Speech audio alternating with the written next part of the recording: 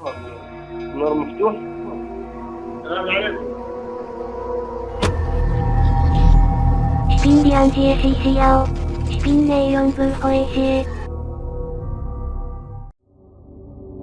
We all have seen videos such as username 666 and other fake and staged YouTube videos, which at the time were pretty creepy.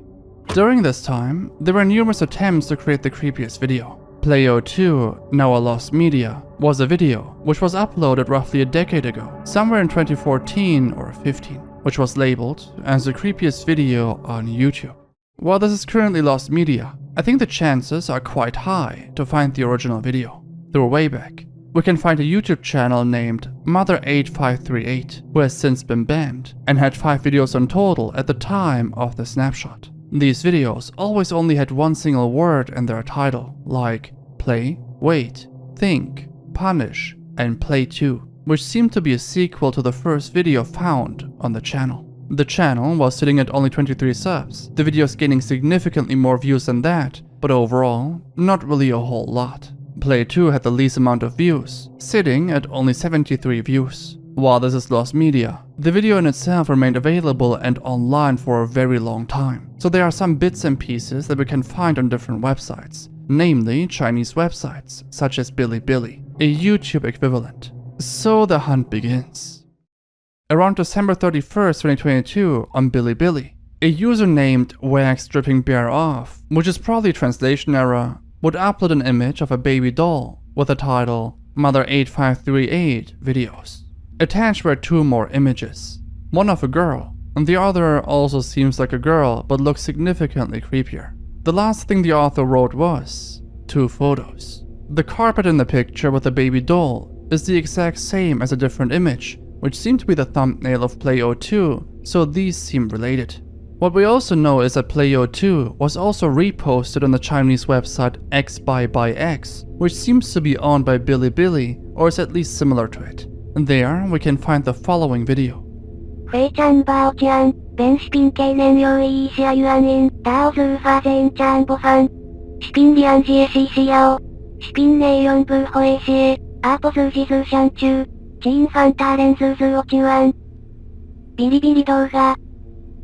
imagine that this is not actually related to the video we're looking for, and seems to be a generic video instead, but it's difficult to tell. However, there are 2 interesting things on this website.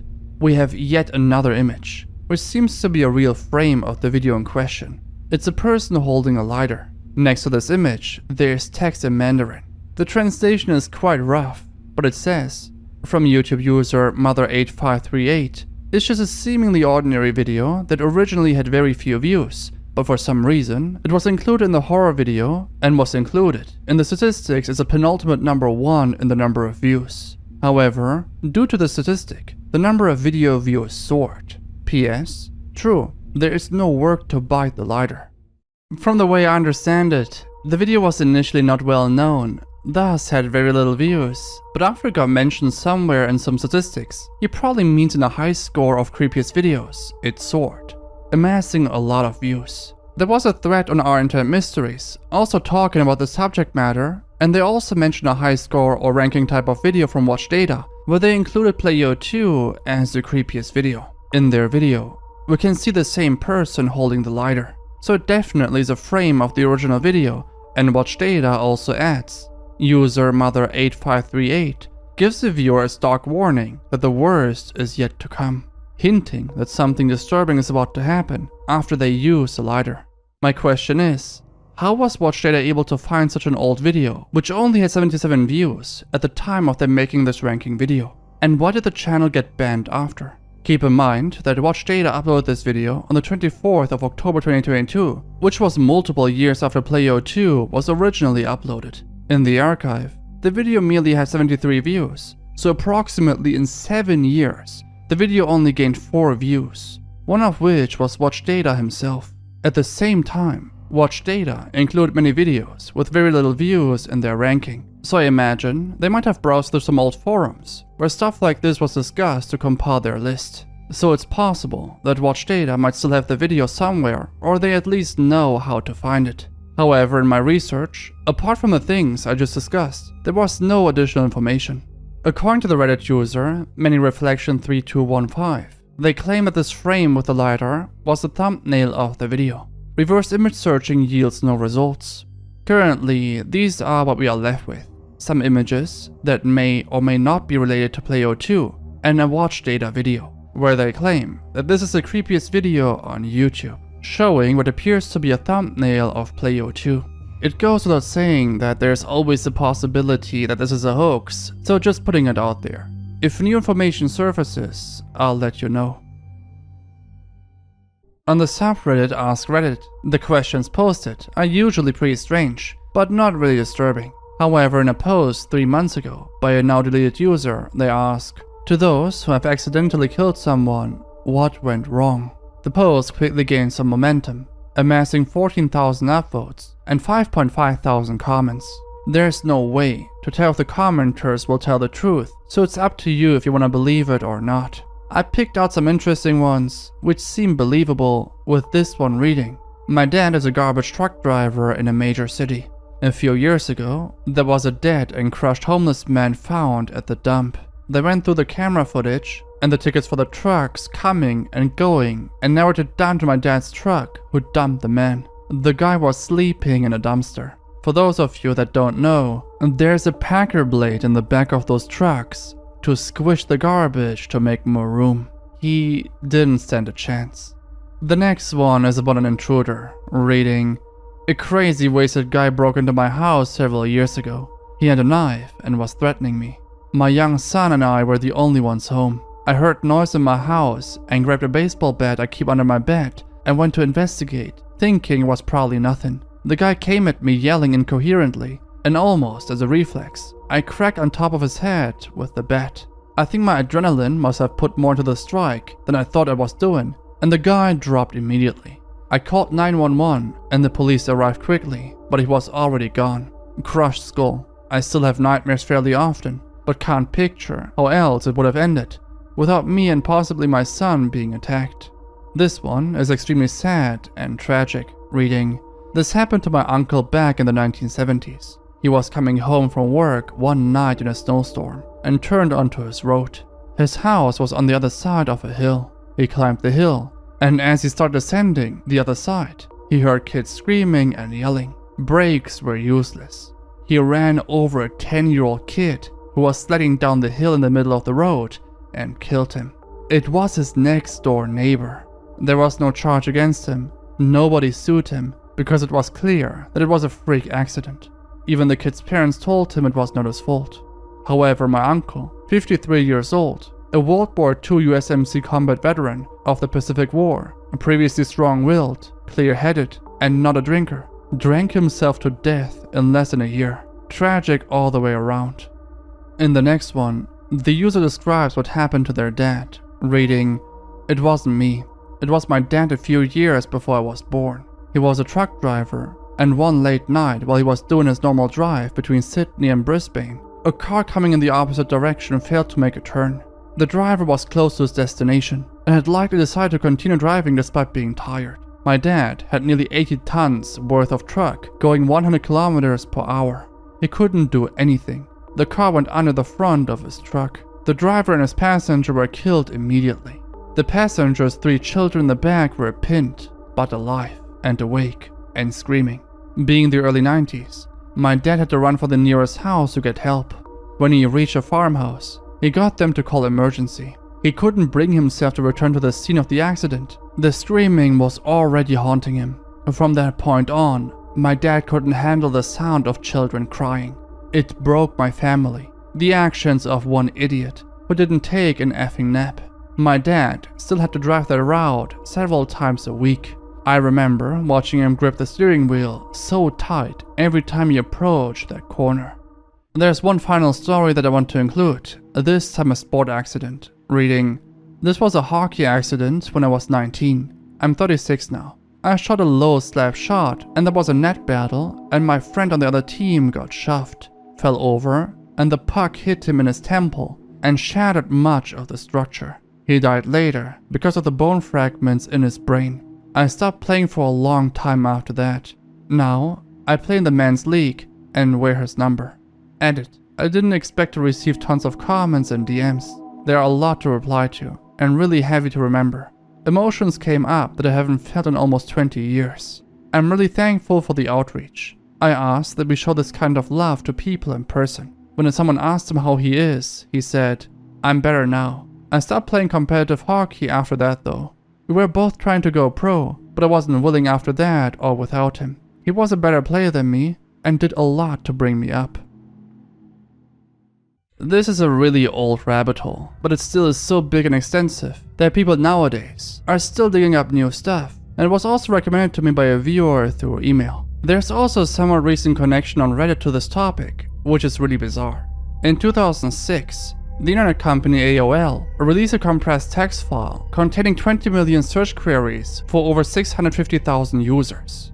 They claim it was for research purposes, but after it became clear that personal information was also shared, AOL admitted that it was a mistake and deleted the text file, but to no one's surprise, it was already circulating on the web, making it impossible to fully take down. They were sued, and there was a settlement with them paying up the victims. While the majority of these search queries are ordinary, some things were really disturbing. In particular, there was someone that went by 927. On AOL, the people using the search engine were attributed numbers, serving as a way to identify and match them to their account and search history. A 927 search history has been compiled by Business Insider, and while it is quite long and I won't go through everything, it is highly disturbing. The first few search queries were him searching for lyrics of music or flowers, but it quickly became very dark, with them looking up dog sex. Next to it, there were multiple URLs, so I have to blur them out just in case these websites still operate. They quickly moved on to forced R-word corn. I'm obviously using different words here, I think you know what I mean. There were again web links next to these search queries, but the websites have been shut down or sold off. Other search queries such as testicle festivals or corpse bride could also be found. While this is already pretty insane, it actually gets worse with the following query: hentai child R-word and hentai pedophilia. There are so many links as well, which I didn't check, but I imagine the websites also either have been shut down or they may have been unrelated. Next to the search terms are BDSM, gay, and trans-related, with him looking up Jeffree Star too. Keep in mind that all of this was happening during a time frame of 3 months, so this person was basically chronically online, checking these websites for this type of content. And things get even worse the more you scroll. Here they search for 4 months ultrasound of a girl. Later they search for child incest hentai. There are times where they look up the same stuff over and over and over again, and it's basically a mix of everything: bestiality, gore, CP, BDSM, humiliation stuff, etc. Towards the end, they are also explicitly looking for hentai CP games, even looking up cause R-word. I will skip a bit, some stuff here is too wild, not sure I can show it here, but the very last one is literally a website called Traffic Marketplace, with them constantly looking up CP and R-wording. Let's just hope it is not what I think it is. Well, this captured quite a lot of attention at the time it was shared, but nothing was known about this user, and the topic had basically died down. But then suddenly something crazy happened. The link of Business Insider was shared on Reddit, and someone under that post commented and claimed that someone identified herself as 927, and she claimed she was only 9 years old when she conducted these searches. I couldn't really believe it, but after a quick Google search, you'll be able to find a post from 6 years ago on the subreddit Confessions. This is still highly speculative, so this could be fake, as there is no evidence to back up her story. I still thought it was important to take in, so this is what she had to say. I'm user 927, not a troll post. God, I'm so effing embarrassed. Hello Reddit. I didn't want to post it, but I'm pretty sure I'm the infamous user 927. When I say pretty sure, I mean this happened when I was 9 years old. I searched for very effed up things. Not even kidding you, as weird as it is for a 9-year-old to look up such things, I did. We, my family and I, had a very outdated computer with AOL. I am very sorry. The effed up things I looked for at the time was mostly out of sheer curiosity and never acted out or even thought of being after 13. You can also see some very sensitive things like sexuality. I've come out of the closet in 2015, so yeah. To those wondering, I'm a female. I'm in therapy and have meds and stuff. I'm 100% not a troll. I'm so freaking embarrassed. I'm not a predator or into animals. I have a 28-year-old girlfriend, and I broke up with my ex because he was 6 months younger than me. If anything, I like older people, not younger, even by a year. I'm not into animals, but still BDSM. God, I sound sick. I promise you I'm not. I was just a effed up kid. In the comments, she refers to a video that Rainbot made 5 years ago, which prompted her to make this post on Reddit. They also claim that even when they searched for CP, they never found any, and it was all out of curiosity. She also claims she was only around 9 years old when she searched for all of this. To be fair, if you look at the entire search history, it really looks like someone who is younger and just searches up random stuff at times, which would be common for a child or teenager, but the sheer amount of very detailed and brutal search results is really baffling. I don't know to what extent you can justify looking up these things by saying that you were merely curious. These searches are too specific to have been conducted by a 9-year-old, in my opinion. There were so many of these searches conducted, also regular corn stuff. Would you even do that at such a young age? To me, it doesn't really add up. Also, that last query with the traffic marketplace is quite worrying. I really hope it was just some edgy kid conducting these searches, but since Reddit user provides zero evidence for a version of things, it's difficult to trust her. There's quite a bit more interesting stuff that has been shared on AOL, so I might talk about a different user in the next episode. In this segment, I'll talk about a topic which should give you this type of reaction. What the fuck? So yeah, let's check it out. النور مفتوح. السلام عليكم. كيف حالك؟ لك طيبة. يلا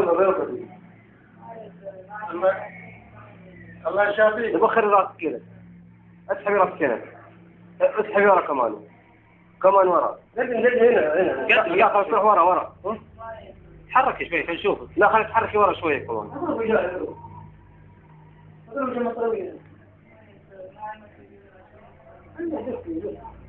طب تحركي شوي. شوف تشربي؟ شوف الترابيزة من ورا. واكي حليب. خشم حليب. مد لسانك. لا اسمع استنى والله يسلمك.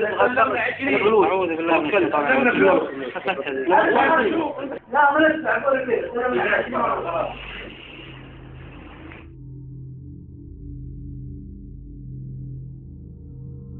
This video shows a mix between animal and human. This thing is lying on a mattress in a cage. The language spoken in the video seems to be Indonesian. Video was uploaded 9 years ago and only has around 3,000 views. This video initially surfaced on Facebook, but was quickly shared across religious forums as well. The claim made here is that this woman was punished by God for disrespecting the religion and the Quran, even in videos dating back 12 years ago. This wasn't exclusive to Islam. Christians were posting videos even earlier. Here's one from 14 years ago, claiming that this creature is the Antichrist, and that this is proof that hell exists. Before I move on, that this is just some prop and fake is pretty obvious, but it's still a very interesting piece of one of the earliest creepy videos you could find online. Theorizing why people think like this and the origins of this video is interesting to look into. This video might have been circulating prior to major social media sites like Facebook even existing. The earliest post, at least on YouTube, comes from a channel named MG with almost 1 million views. The comments have been deactivated, but the channel owner posted the following in the description. This is a genuine video, captured by one of my friends in a famous museum located at Middle East. A lady who was very fond of watching movies. One day her mother was reciting Quran, instructed her daughter to switch off the TV, but instead of obeying her mother's order, she took one unhuman, unlawful, shameful decision. Unexpectedly, she threw the Quran and see how she got punished in this world. Immediately, she turned into a lizard. I request you to not put any scams on this video. If you don't agree, please keep that to you. No need to put any comments. This incident happened in India. Nice little story this guy came up with, but basically anyone who watched this video created their own interpretation of it. Indonesians, for instance, claim that this individual is something called Kasu. It's a legendary creature, which is a nocturnal female spirit of Northeast Asian folklore. The head is attached to her internal organs. One possible explanation that is given is that the woman became like that because she sinned, and this was her form of punishment. This is basically what other people are also believing in when they try to explain the video. As for the origin of this video, I think the Pakistani viewers already know what's up. It's a zoo attraction in Pakistan, where a person is putting on this costume and also acting as a fortune teller at the same time. The actor is covering their face in complete makeup, hiding their body in the ground, with only their head popping up. That's basically all there is to it. Just some person LARPing as an animal and fortune teller, nothing supernatural going on. Though times back then were very much different, so people were more keen to be less skeptical and take things like this at face value.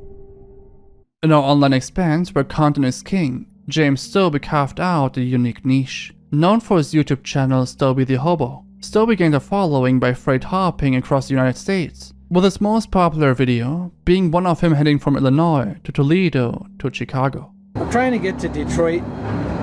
It's so dumb, like, I'm realizing the total absurdity of this trip. Like, I'm trying to go, which is about a 3-hour drive from here, and it's probably going to take a couple days. It's really ridiculous.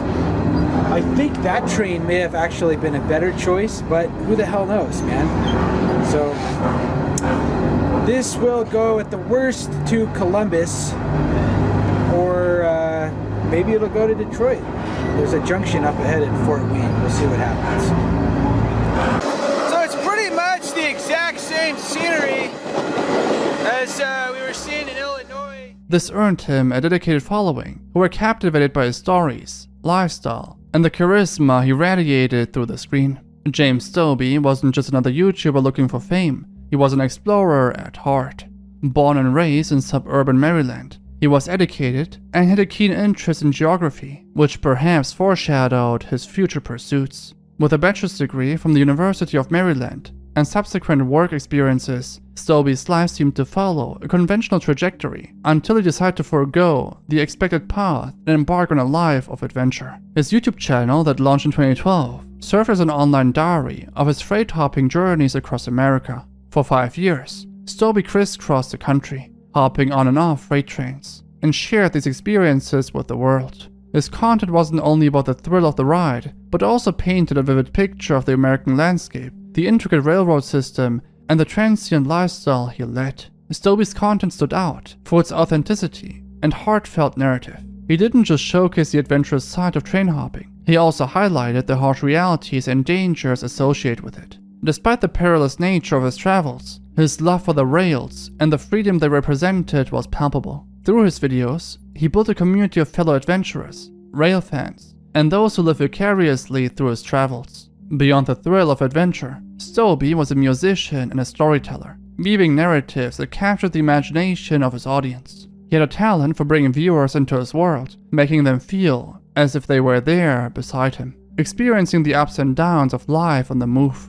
His videos often featured him playing the piano, a testament to his multifaceted personality and a reminder of the human behind the persona. The news of James Stobie's death in late 2017 was a sober moment that reverberated across the YouTube community and beyond. Stobie lost his life in an accident while engaging in the very activity that defined his adventurous spirit. His passing wasn't only a tragic loss for his family and friends, but also for the countless followers who had been inspired by his courage, curiosity, and unyielding passion for life. In the wake of his death, tributes poured in from around the globe, a testament to the impact he had on people from all walks of life. Stobie's legacy is a complex tapestry of freedom and the pursuit of happiness on one's own terms. It serves as a poignant reminder of the fragility of life and the importance of pursuing one's passions despite the inherent risks.